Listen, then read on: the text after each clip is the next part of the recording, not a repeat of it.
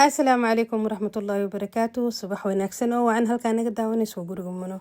Hadday tahay markii kugu horeysan soo booqato please subscribe-ka igu caaw haddii hore noola joogtid like inuu sharaf aad iyo aad ayaan kaaga mahad celinayaa. Saak waxaan oo wadaa Muno rooti tim hagaajis qado jawi degan maasha Allah tabarakallah soo dhawaada. Quraacdeena sidaan ayuu ku bilaabatay kufaya soo samaystay roodi baan soo samaystay yogurt baan soo samaystay maasha Allah tabarakallah. Inta marka ku soo quraacday gabdhahayga ayaa rabaa timaha ka hagaajiyo. Halkan waxaan ku soo diyaarsaday basal tuun iyo baamiyo. Intaan ayaan dabka soo saaraya basasha dabka ma saaraya waa soo shiiday xina ayaan ku soo daray saliid ayaan ku soo shubay gabdhihi ayaa timaha ka soo mariyay. Halkan waxaan ku soo samaysanay muufo koosta ayaan soo diyaarsaday muufadii ayaan dabka ku soo samaystay maasha Allah tabarakallah.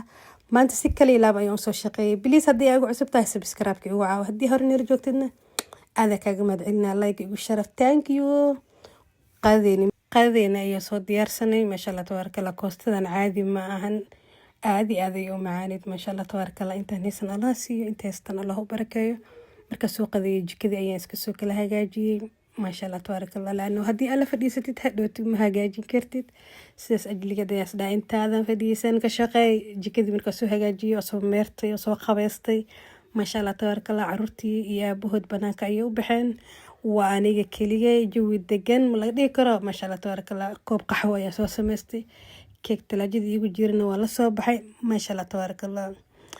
jawi degan hadda ayaa u baahan tahay laano maanta waa shaqaynaysay xaq ayaa u leedahay inaa maskaxda dejisatid wax macaan aa cuntid maasha Allah tabarakallah. haddii aad ugu cusub tahay subscribe-ka igu caaw please and please.